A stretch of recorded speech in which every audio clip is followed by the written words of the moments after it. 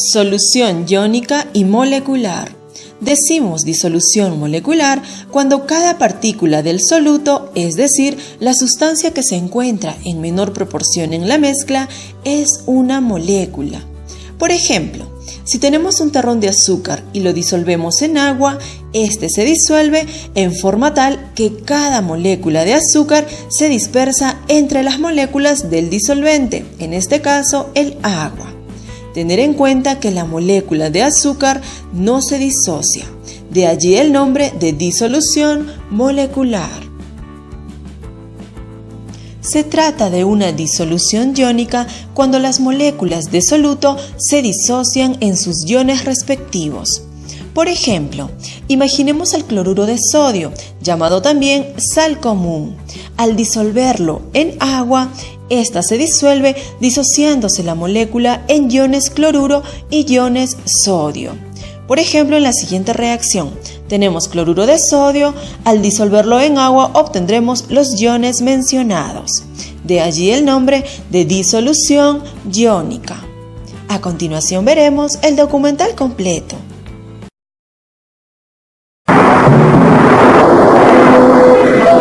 Los océanos y los mares de la Tierra son inmensas soluciones, y las microscópicas células vivas son diminutas bolsas de ellas. Muchos de los procesos vitales tienen lugar en aquellas mezclas homogéneas que nosotros llamamos soluciones. En los organismos simples, en las células y tejidos de los organismos más complejos, las soluciones hacen posible las interacciones químicas que proporcionan alimento, transportan los desechos del metabolismo y transmiten impulsos nerviosos. Las soluciones son indispensables para cocinar, para saborear y para comer. Y en el laboratorio y en la industria, las soluciones no solo facilitan la medición y la utilización de las sustancias químicas adecuadas, sino que aceleran las reacciones químicas y de hecho hacen que las reacciones se efectúen, lo que de otro modo no ocurriría. ¿Por qué? La respuesta está en la comprensión de la naturaleza, de las soluciones y quizás de lo que no son. Una cucharada de arcilla. La agitamos un poco y ya tenemos lo que parece ser una mezcla homogénea. La mezcla de arcilla y agua es una suspensión. En una suspensión, las partículas que la forman son lo suficientemente grandes para poder ser observadas a simple vista, lo suficientemente grandes incluso para poder ser filtradas con facilidad. Pero démosle tiempo a las partículas de arcilla y se posarán. Las sustancias que componen una solución nunca se precipitan en el fondo. La mezcla es siempre homogénea. Esta vez añadimos un poco de gelatina en polvo. Ahora no podemos ver ninguna partícula, solo un completo cambio de color. De nuevo la mezcla parece homogénea. Si le concedemos el mismo tiempo que a la mezcla de arcilla, nada se posará.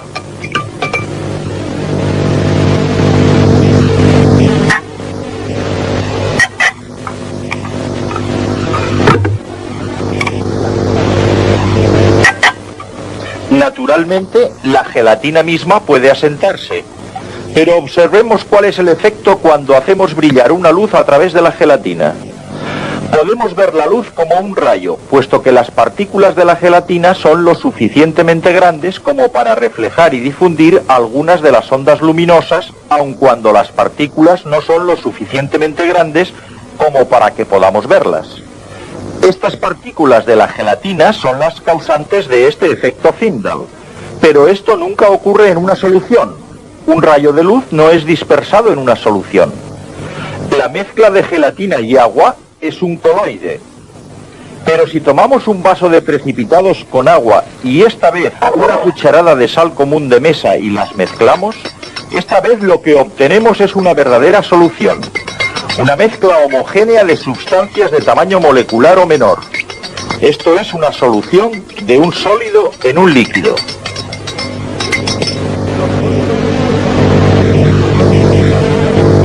Los sólidos disueltos en líquidos son indispensables para los procesos vitales de los seres vivos. La sangre, 90% de agua, transporta materiales por todo nuestro cuerpo. Disueltas en la parte líquida de la sangre, hay sustancias que antes fueron sólidas y que son llevadas a nuestras células como nutrientes y desechos que están siendo eliminados. Los sólidos disueltos en líquidos son los tipos más corrientes de soluciones. Pero las soluciones no están limitadas a esta clase de mezcla. Algunas soluciones son mezclas homogéneas de gases en líquido. El gas dióxido de carbono disuelto en el agua proporciona a las bebidas gaseosas su característico burbujeo. El gas oxígeno disuelto en el agua es vital para las plantas y los animales que viven en el agua. Y los organismos que viven fuera del agua dependen del oxígeno disuelto en otros gases.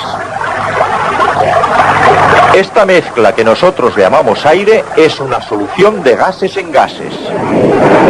Las aleaciones empiezan su existencia como soluciones de líquidos en líquidos.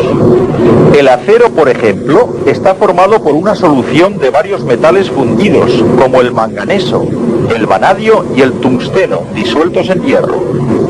Pero cuando la mayor parte de las soluciones pasan de su fase líquida a su fase sólida, en otras palabras, cuando se solidifican, pierden su homogeneidad. La mayor parte de las aleaciones, como el acero, son mezclas heterogéneas. Las soluciones, cuando se forman, condimentan nuestra sopa y continúan nuestros procesos vitales. Pero, ¿qué ocurre exactamente cuando se forma una solución? Para verlo vamos a retroceder hasta la más simple y probablemente la más clara ilustración: la solución salina. La solución de la sal común en agua. La sal o cloruro de sodio es un sólido iónico y cristalino. Cada cristal está compuesto por una ordenación regular de átomos cargados, iones de sodio y cloro. La atracción entre los iones positivos y negativos los mantiene unidos por enlaces iónicos y crea cristales del sólido iónico llamado cloruro de sodio. El agua es una sustancia molecular no iónica. Dos átomos de hidrógeno unidos por enlace covalente con uno de oxígeno para formar la molécula de agua. Los enlaces tienen una gran fortaleza. La molécula es electrostáticamente neutra, pero extremadamente polar. Debido a una distribución desigual de electrones en la molécula, la parte del oxígeno tiene una carga negativa residual y al lado del hidrógeno una carga positiva residual. El líquido agua está formado por grandes cantidades de estas moléculas polares unidas por fuerzas electrostáticas de atracción entre los polos positivo y negativo. Estas conexiones son fácilmente rotas y vueltas a formar, dando a las moléculas de agua una gran movilidad en su fase líquida. Así tenemos dos sustancias con partes cargadas: agua formada por moléculas polares y sal formada por iones cargados. Y las mezclamos. Todo lo que podemos ver es la aparente desaparición de la sal. Pero esta desaparición ha sido causada por profundos cambios en su estructura básica. Cuando la sal penetra en el agua, los iones de cloruro negativos atraen el lado positivo de las moléculas de agua, que pueden superar la fuerte atracción de los iones de sodio cargados opuestamente y arrastrar el ion cloruro negativo fuera del cristal. La misma clase de atracción tiene lugar entre los iones de sodio positivos y el lado negativo de las moléculas de agua.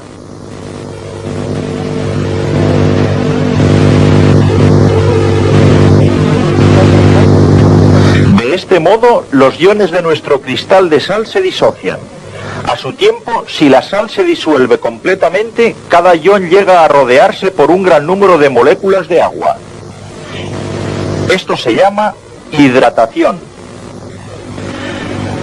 Ahora, mientras los iones están siendo arrastrados fuera del cristal de sal por las moléculas de agua, no permanecerán concentrados en una parte del agua, porque las moléculas de un líquido están siempre en movimiento.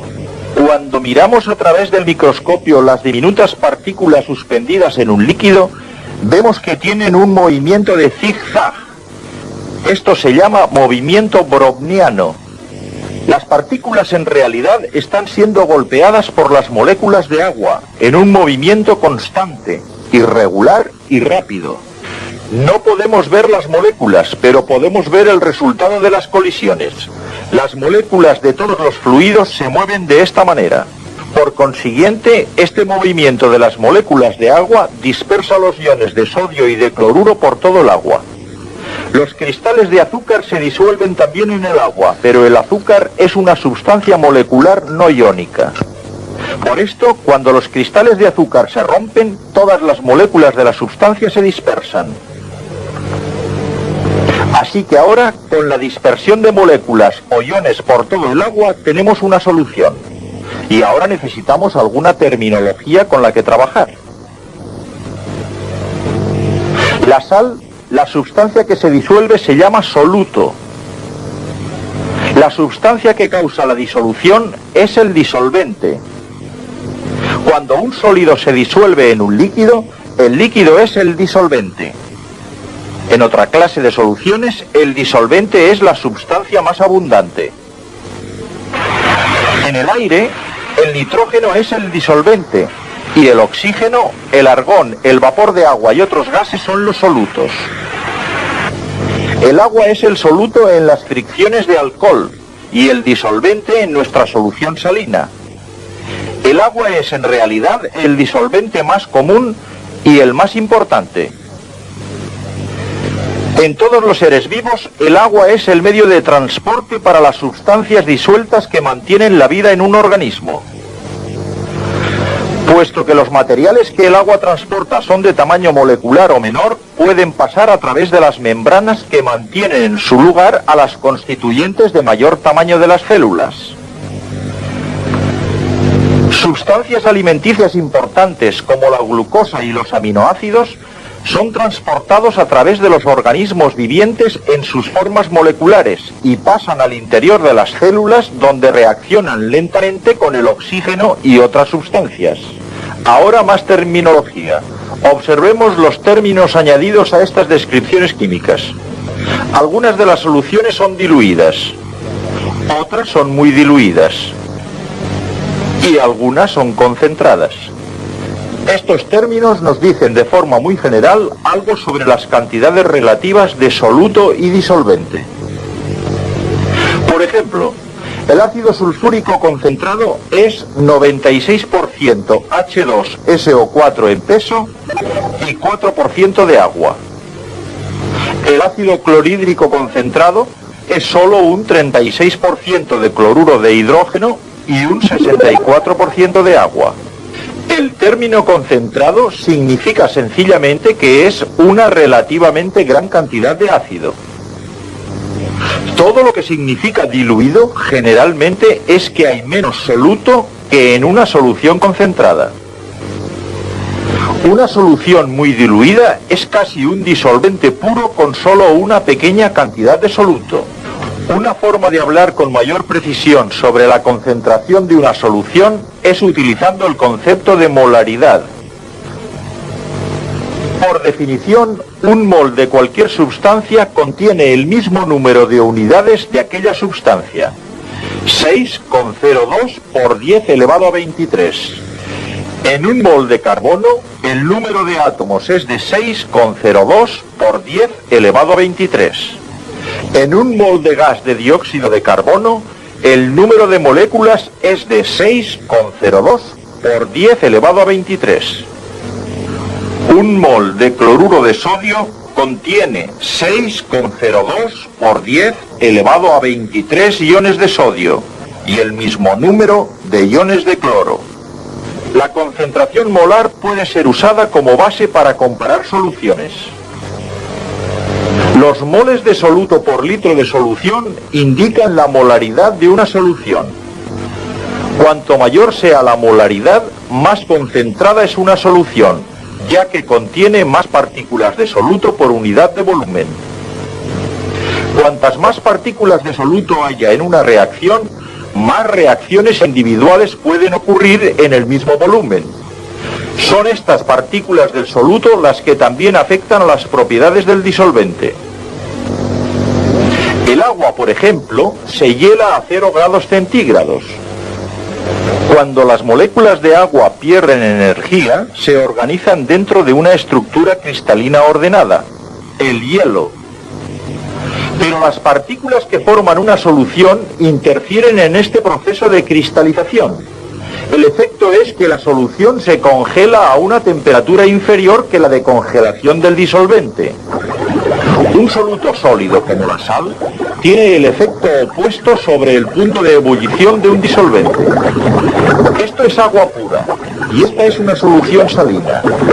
Ambas están a la misma temperatura. Aún así, el agua está hirviendo, pero la solución no. El punto de ebullición de la solución es más alto. La solución tendrá que absorber más energía antes de que pueda hervir. Por consiguiente, la adición de un soluto a un disolvente cambia sus propiedades. ¿Puede ser añadido indefinidamente un soluto? Hasta aquí toda la sal que hemos añadido al agua del vaso se ha disuelto. Pero mientras la sal entra en solución, algunos iones de sodio y de cloruro continúan saliendo de la solución. Están recristalizándose. Puesto que la velocidad de entrada de iones en la solución es mayor que la velocidad de recristalización de los iones, la concentración de la solución salina continúa aumentando. Pero gradualmente, a medida que la concentración aumenta, la velocidad con que las partículas de soluto entran en solución llegan a ser igual a la velocidad en que éstas están saliendo de aquella. Se ha alcanzado un estado de equilibrio y se dice que la solución ha sido saturada. La saturación es la condición actual de nuestra solución salina. No retendrá más sal disuelta en esta cantidad de disolvente siempre que la temperatura de la solución permanezca inalterable. Pero si elevamos la temperatura del cloruro de sodio en el agua, se disuelve más soluto. Esto no es aplicable a todas las soluciones. En algunos casos ocurre en realidad todo lo contrario. Pero ahora nuestra solución salina está de nuevo no saturada y penetran más partículas en la solución que las que salen de ella. Podemos disolver más sal en nuestra solución hasta que se alcance otra vez el equilibrio y la solución quede saturada. Añadir más disolvente podría tener el mismo efecto. Cuanta más agua, más sal podemos disolver en ella, hasta alcanzar la saturación. Pero bajo ciertas condiciones es posible llegar más allá de la saturación. Esta es la situación de esta solución de tiosulfato de sodio. Está sobresaturada. Hay más partículas de soluto en ella de las que una solución saturada puede contener con estabilidad. Pero las partículas son incapaces de adoptar la ordenación cristalina de su sólido.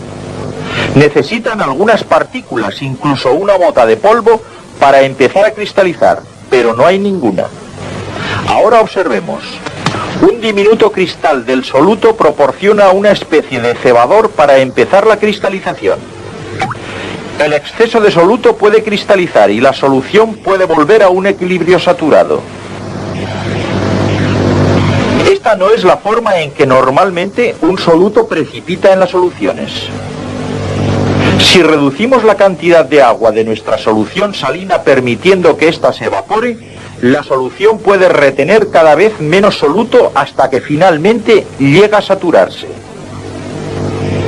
Y mientras el agua continúa evaporándose, los cristales de sal precipitan.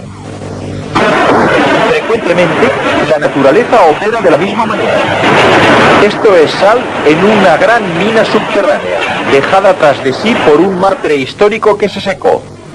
El azúcar puro se produce comercialmente por un proceso de evaporación que separa el azúcar cristalizado del agua en un almíbar. Desgraciadamente, en la naturaleza no todas las sustancias son fácilmente solubles en agua. El petróleo, por ejemplo.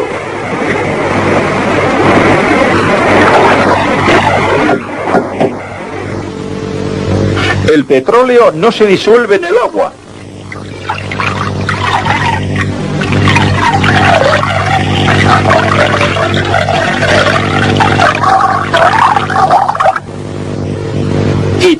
iónico se disuelve el tetracloruro de carbono.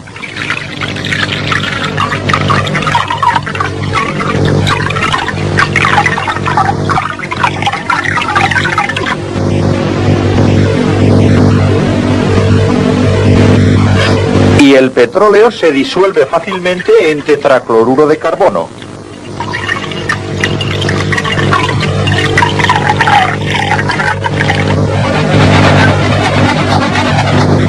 Por otra parte, la sal, que sabemos que se disuelve fácilmente en el agua, no se disuelve de forma significativa ni en el petróleo ni en el tetracloruro de carbono.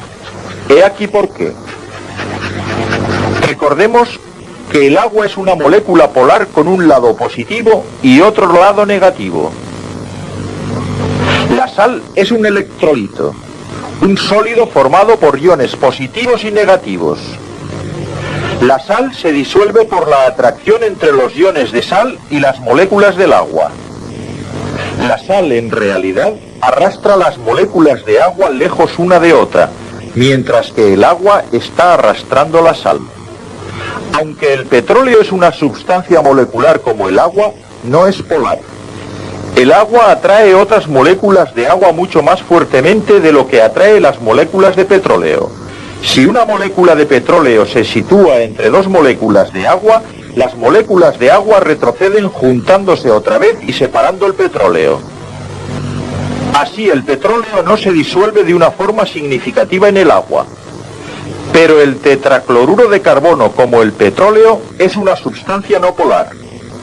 Las fuerzas de atracción entre las moléculas de tetracloruro de carbono, entre las moléculas de petróleo y entre las moléculas de tetracloruro de carbono y las de petróleo son del mismo tipo. Así, las moléculas de ambas sustancias tienden a deslizarse unas entre otras hasta que la distribución llega a ser al azar y homogénea, y se ha formado una solución. En general, las disoluciones se producen entre sustancias de características similares. Así, los solutos no polares se disuelven en disolventes no polares, y los solutos iónicos y polares se disuelven en disolventes polares. Y generalmente, esta combinación es la más importante para nosotros, particularmente cuando implica solutos iónicos, porque los iones pueden transportar cargas iónicas a través de una solución. Los procesos de la vida dependen de este flujo de cargas eléctricas transportadas a y desde todas las partes de nuestro cuerpo por el extraordinario medio de transporte que es el agua. Desde las mezclas homogéneas que bañan y alimentan nuestras más diminutas células, a la mezcla homogénea, el mar, que cubre las 3/4 partes de nuestro mundo, las soluciones son una indispensable parte de la vida y son, por tanto, fundamentales para la vida de nuestro planeta. También sal común. Al disolverlo en agua, esta se disuelve disociándose la molécula en iones cloruro y iones sodio. Por ejemplo, en la siguiente reacción, tenemos cloruro de sodio, al disolverlo en agua obtendremos los iones mencionados. De allí el nombre de disolución iónica. A continuación veremos el documental completo.